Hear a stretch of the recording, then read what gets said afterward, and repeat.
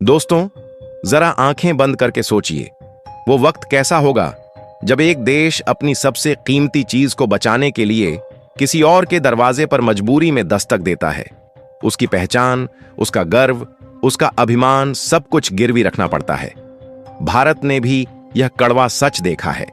1991 का वो साल आज भी इस देश के आर्थिक इतिहास में एक गहरी चोट की तरह दर्ज है, जब विदेशी मुद्रा भंडार इतना कम हो गया था कि देश के पास मुश्किल से कुछ ही हफ्तों का आयात करने भर के पैसे बचे थे।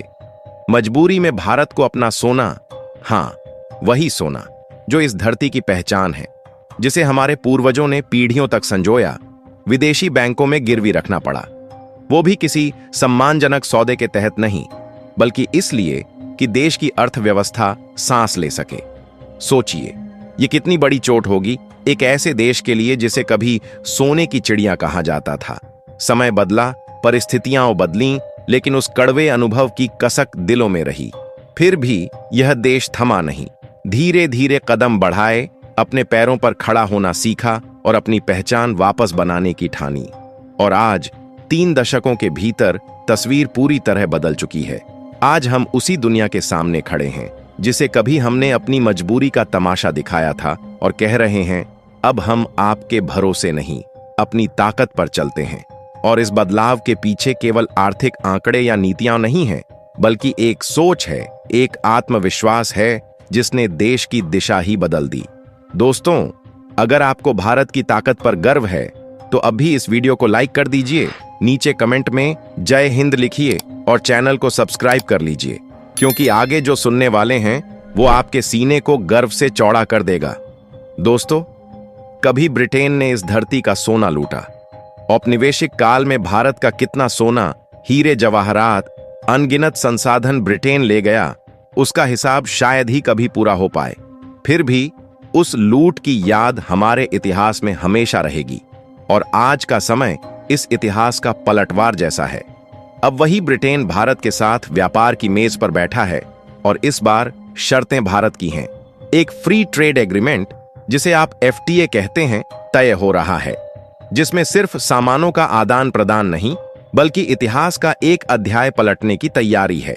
इस डील के तहत भारत न केवल ब्रिटेन से तकनीक, रक्षा आपूर्ति और व्यापार के नए रास्ते खोलेगा, बल्कि वह सोना भी वापस लाएगा जो कभी मजबूरी में या लूट के जरिए वहां पहुंचा था।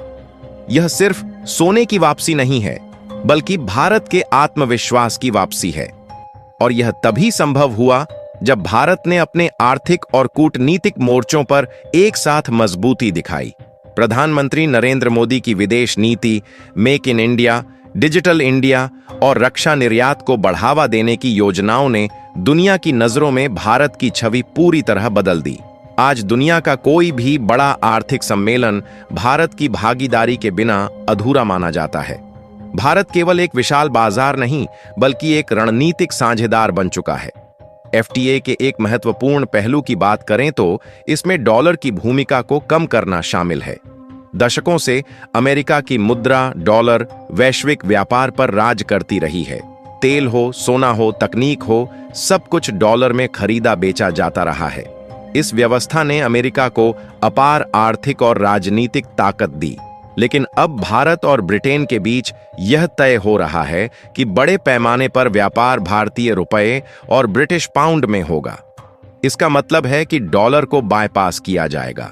और यह केवल एक आर्थिक बदलाव नहीं, बल्कि एक भू राजनीतिक संदेश भी है। दुनिया अब बहुध्रुवीय हो रही है, और भारत इस बदलाव का नेतृत्व कर रहा है। दुनिया की अर्थव्यवस्था इस समय अस्थिरता के दौर से गुजर रही है। अमेरिका की ब्याज दरें कई देशों की मुद्रा को कमजोर कर चुकी हैं। यूरोपीय संघ का यूरो दबाव में है। जापान की अर्थव्यवस्था मंदी के दौर में है। चीन, जो दुनिया का सबसे बड़ा सोना खरीदार है, भारत की बढ़ती खरीद से चिंतित है। वहीं भारत इन परिस्थितियों में भी अपने विदेशी मुद्रा भंडार और सोने के भंडार दोनों को रिकॉर्ड स्तर तक बढ़ा रहा है। अभी भारत के पास करीब 876 टन सोना है, जिसमें से एक बड़ा हिस्सा बैंक ऑफ इंग्लैंड में सुरक्षित था। अब भारतीय रिजर्व बैंक इसे चरणबद्ध तरीके से भारत वापस ला रहा है। हाल ही में एक बार में 100 टन से ज्यादा सोना इंग्लैंड से भारत लाया गया। यह कोई छोटी बात नहीं है। सोना केवल एक धातु नहीं, बल्कि आर्थिक सुरक्षा का सबसे ठोस प्रतीक है। दुनिया भर के केंद्रीय बैंक अपने भंडार में सोना इसलिए रखते हैं ताकि संकट के समय उनकी मुद्रा की विश्वसनीयता बनी रहे। भारत में भी सोना सिर्फ आभूषणों में ही नहीं, बल्कि लोगों की भावनाओं और भरोसे में बसा है। यही कारण है कि सोने की वापसी को केवल आर्थिक नहीं, बल्कि सांस्कृतिक जीत भी माना जा रहा है। लेकिन दोस्तों, कहानी यहीं खत्म नहीं होती। भारत केवल सोना वापस नहीं ला रहा, बल्कि वह अपनी आर्थिक तकनीक को भी दुनिया में फैला रहा है। यूपीआई यानी यूनिफाइड पेमेंट्स इंटरफेस, भारत की अपनी डिजिटल पेमेंट प्रणाली अब दुनिया के कई देशों में लागू हो रही है। मालदीव, अफ्रीका, मध्य पूर्व और एशिया के कई छोटे बड़े देशों में यूपीआई की शुरुआत हो चुकी है।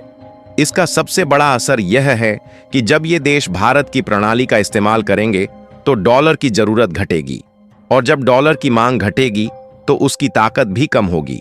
यह एक ऐसा बदलाव है जो धीरे धीरे लेकिन गहराई से असर डालेगा। यूपीआई सिर्फ भुगतान का साधन नहीं, बल्कि भारत की तकनीकी क्षमता का प्रमाण है। अमेरिका और यूरोप के बड़े बड़े बैंकों ने भी कभी नहीं सोचा था कि कोई विकासशील देश दुनिया को भुगतान प्रणाली का ऐसा विकल्प देगा जो तेज, सस्ता और सुरक्षित हो। यही वजह है कि अब कुछ पश्चिमी नेता भी कहने लगे हैं कि भारत की यह पहल भविष्य में वित्तीय परिदृश्य को बदल सकती है। एफटीए और डिजिटल विस्तार के इस दौर में भारत अपने विदेशी मुद्रा भंडार को भी मजबूती से बढ़ा रहा है। डॉलर, यूरो, पाउंड, येन, युआन, हर प्रमुख मुद्रा का संतुलन बनाकर भारत यह सुनिश्चित कर रहा है कि किसी एक पर निर्भरता न रहे।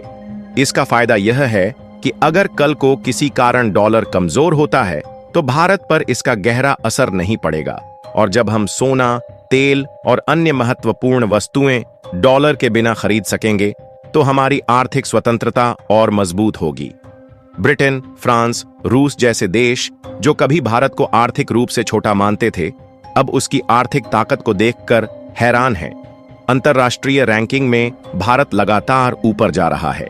चीन, जापान और स्विट्जरलैंड के बाद भारत दुनिया का चौथा सबसे बड़ा विदेशी मुद्रा भंडार रखने वाला देश बन चुका है, और जल्द ही स्विट्जरलैंड को भी पीछे छोड़ने की संभावना है।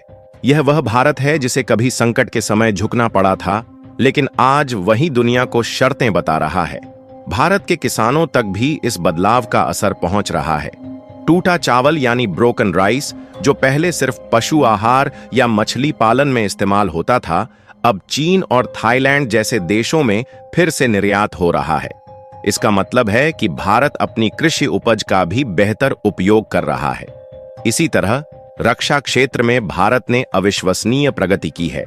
तेजस लड़ाकू विमान, ब्रह्मोस मिसाइल, आधुनिक टैंक और बख्तरबंद वाहन अब विदेशी खरीदारों की सूची में हैं। ये कोई सस्ते सौदे नहीं, बल्कि अरबों डॉलर के अनुबंध हैं जो भारत के विदेशी मुद्रा भंडार को और मजबूत कर रहे हैं।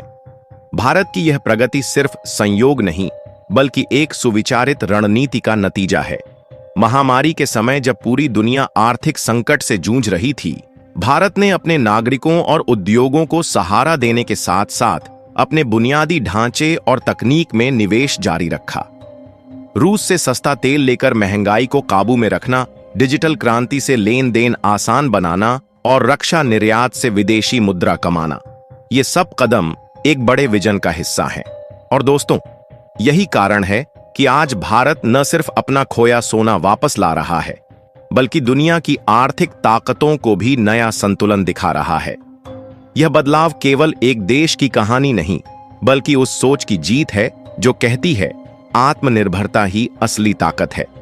तो दोस्तों, आज की इस पूरी कहानी में आपने देखा कि कैसे भारत ने मजबूरी के दौर से उठकर गर्व के दौर तक का सफर तय किया। यह केवल आंकड़ों या नीतियों की बात नहीं, बल्कि उस जज्बे की बात है जो हर भारतीय के दिल में है। और जब देश का जज्बा जाग उठे तो इतिहास करवट लेता है। यही वजह है कि आने वाले समय में भारत की आवाज, उसकी शर्तें और उसकी ताकत दुनिया के हर मंच पर और बुलंद सुनाई देगी।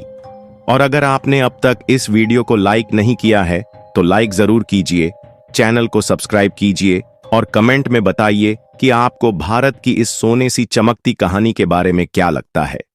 जय हिंद, जय भारत।